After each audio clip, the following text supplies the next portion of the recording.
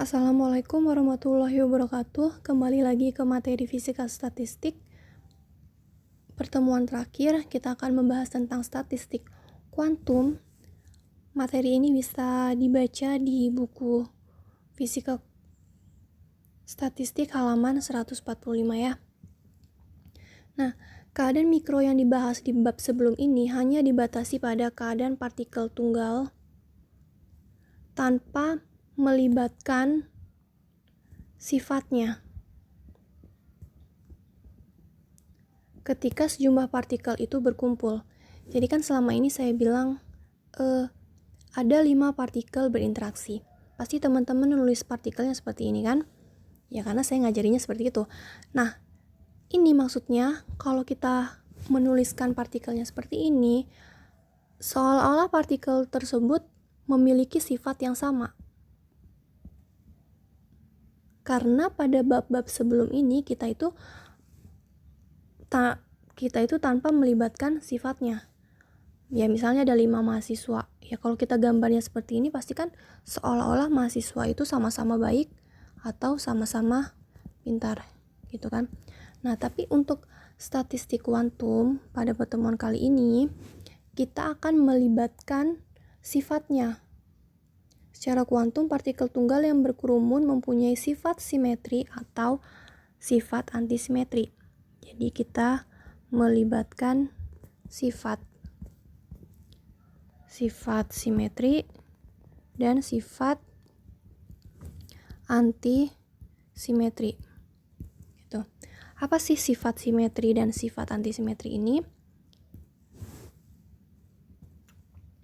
Sebelum saya menjelaskan sifat simetri dan sifat antisimetri, saya akan menjelaskan tentang klasifikasi partikel dulu. Pasti teman-teman udah tahu ya, partikel terkecil itu apa? Partikel terkecil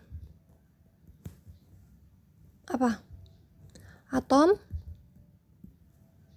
Oke, benar atom. Tapi ada ilmu baru yang bilang kalau partikel terkecil itu bukan atom. Ada namanya quarks. Gitu.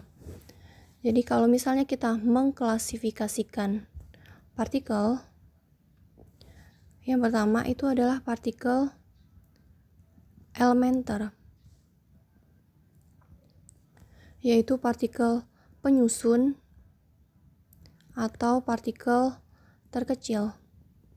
Nah, partikel elementer itu adalah quarks, lepton, dan satu lagi adalah perantara dari gaya interaksi yang berada dalam semesta. Nah, itu nanti dijelasinnya ya. Kita akan fokus ke quarks dan lepton dulu. Quarks ini katanya tadi adalah partikel terkecil. Ternyata quarks itu dibagi lagi menjadi 6, lebih kecil lagi, yaitu up, down, jump, strange, bottom, top. Dan untuk lepton ada elektron, ada muon, ada tau, ada elektron, neutrino, ada muon, neutrino, terus ada tau, neutrino. Tuh. Nah, katakanlah quarks ini tadi kan penyusun ya. Ya misalnya kalau rumah kan penyusunnya adalah bata gitu. Misalnya ini diibaratkan 1 quarks. Kalau misalnya lebih dari 1 quarks, kan dia sudah bisa membuat sesuatu kan, si bata ini. Terus kalau misalnya 3, dia juga sudah bisa bikin sesuatu. Kalau misalnya dia 1 quarks, cuma 1 ini, dia disebutnya partikel elementer. Tapi kalau dia udah lebih dari 1, misalnya 2 ataupun 3, itu disebutnya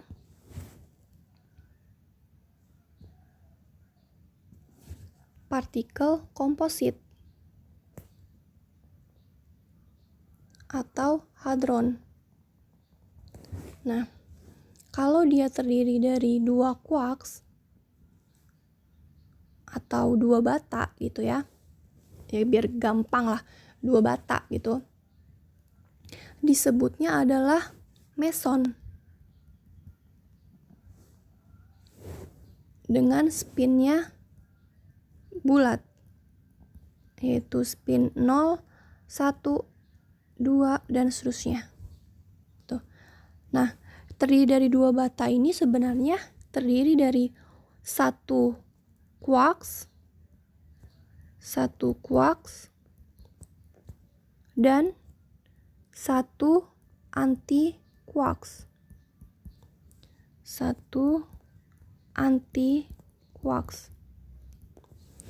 Nah, kemudian kalau dia terdiri dari 3 quarks atau terdiri dari 3 bata katakanlah, itu disebutnya baryon. Dia memiliki spinnya pecahan, yaitu setengah, kemudian 3/2, dan seterusnya ya. Dia terdiri dari 3 quarks,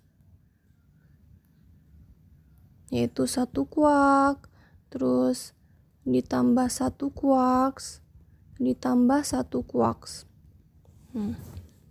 Bedanya kalau si meson 1 quarks plus 1 anti-quarks, kalau baryon terdiri dari 3 quarks, 1 quarks, 1 quarks, 1 quarks gitu. Nah, contohnya apa? Contohnya adalah seperti ini.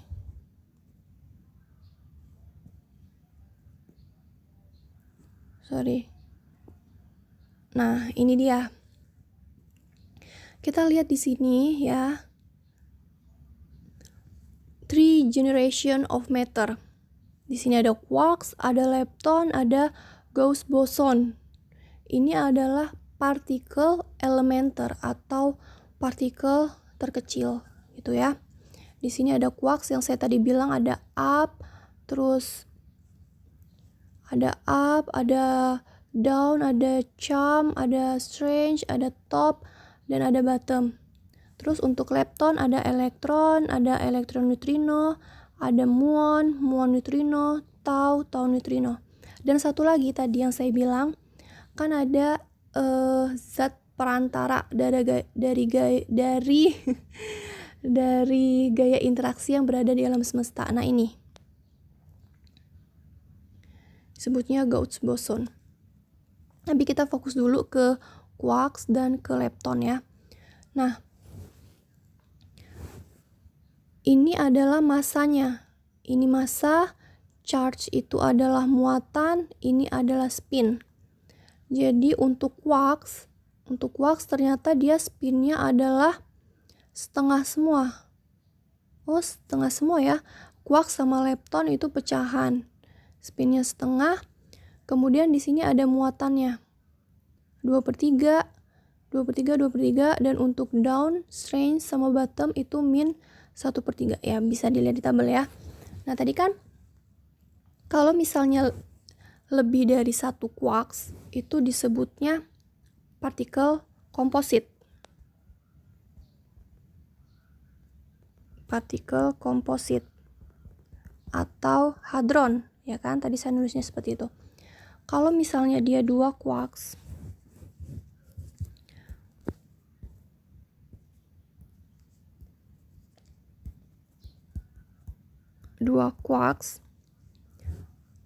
dia tadi terdiri dari 1 quarks plus 1 anti, ya kan? Nah, contohnya di sini kalau 2 quarks kan disebutnya adalah meson ya. Meson. Contohnya adalah kaon plus. Nah, kalau misalnya si meson tadi kan dia terdiri dari 2 bata atau 2 quarks. Nah, bata yang pertama adalah up. Quark pertama adalah up. Terus 1 anti seterusnya adalah strange. Jadi dia up dan strange. Gitu. Kita lihat muatannya. Muatan up adalah 2/3. Gitu ya. Terus strange adalah, lihat di sini, min 1/3. Karena dia anti-strange, maka dia anti dari min 1/3. Berarti dia plus 1/3. Sama dengan kalau kita jumlahin 1 atau plus 1. Makanya di sini kaon plus, muatannya 1, muatannya plus 1. Sekarang kita coba lagi, misalnya kaon 0 atau kaon netral. Kaon netral partikel penyusunnya apa sih? Tuh. Kalau kita cari partikel penyusun dari kaon netral adalah down, satu kuarknya adalah down dan satu anti kuarknya adalah anti-strange. Kita lihat di sini. Kita lihat kalau down ini muatannya berapa? Min 1/3. Anti-strange-nya, strange kan min 1/3, berarti anti dari strange-nya adalah kebalikan anti dari min 1/3, berarti plus 1/3. Kalau kita jumlahkan adalah 0. Gitu ya. Pas kan? Oke, sampai sini oke ya. Sampai sini oke. Sekarang kita mau lanjut. Kalau misalnya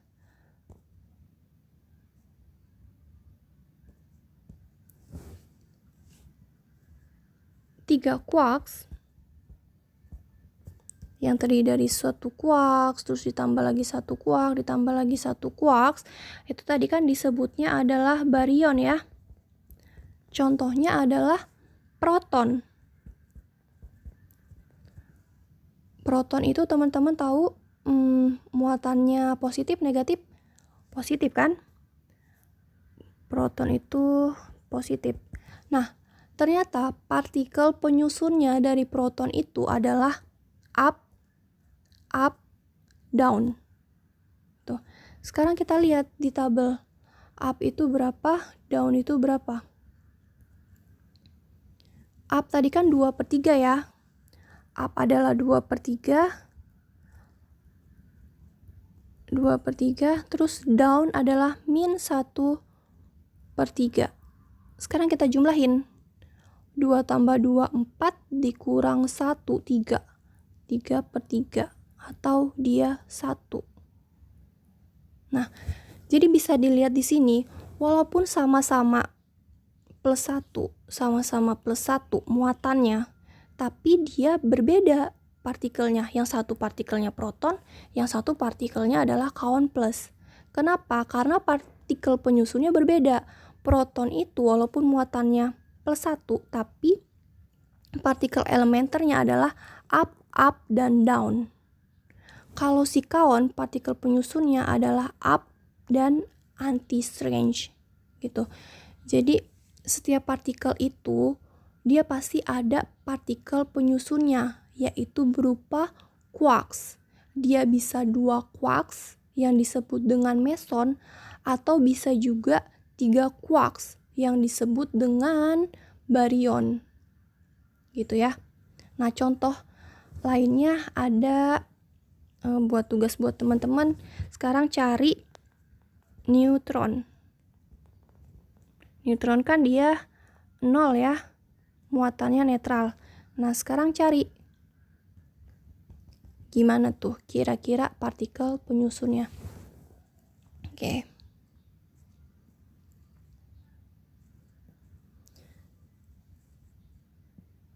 Sekarang kita lanjut ke materi ini.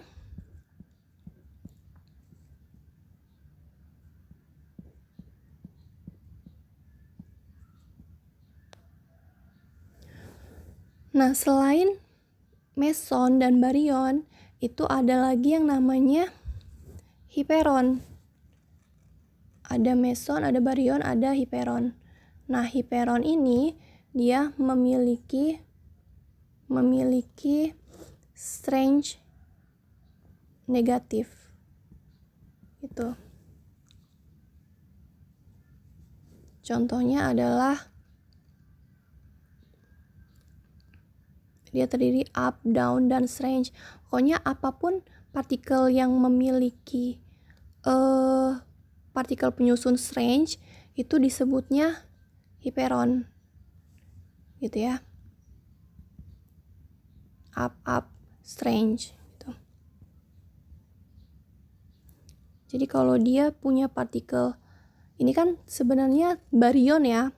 3 quarks kan baryon. Tapi kalau dia ada strange, namanya bukan baryon. Dia masuk ke hiperon. Ya dia termasuk baryon, tapi nama lebih spesifiknya adalah partikel hiperon gitu. Terus ada lagi nanti perantara dari,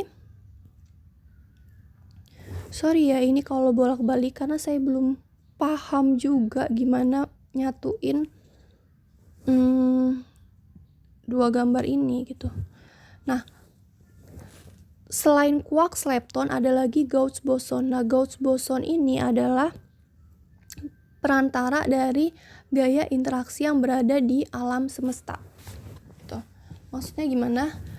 Kalau si foton ini adalah perantara dari gaya interaksi elektromagnetik. Terus kalau gluon itu perantara interaksi kuat. Terus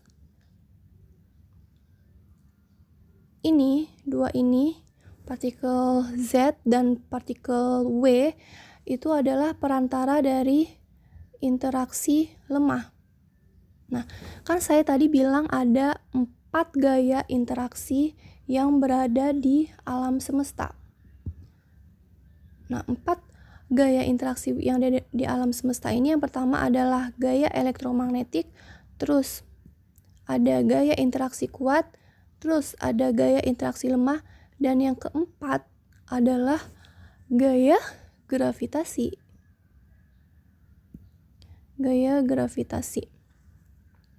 Nah, gaya gravitasi ini, zat perantaranya kenapa belum ada di sini, belum ada di tabel ini?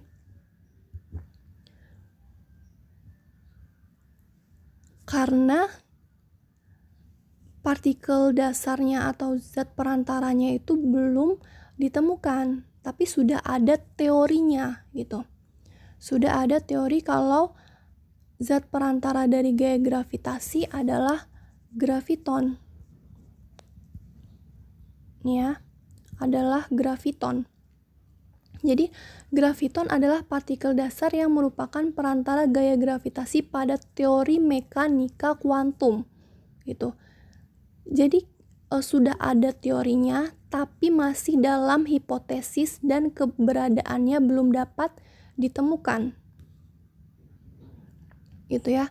Jadi misalnya gini, kan si foton ini baru ditemukan pada tahun 1927 gitu. Tapi bukan berarti sebelum tahun 1927 manusia itu nggak bisa melihat gaya-gaya elektromagnetik. Manusia belum bisa mengetahui keberadaan cahaya. Ya, cahaya udah ada dari dulu, tapi si foton ini baru bisa ditemukan tahun 1927.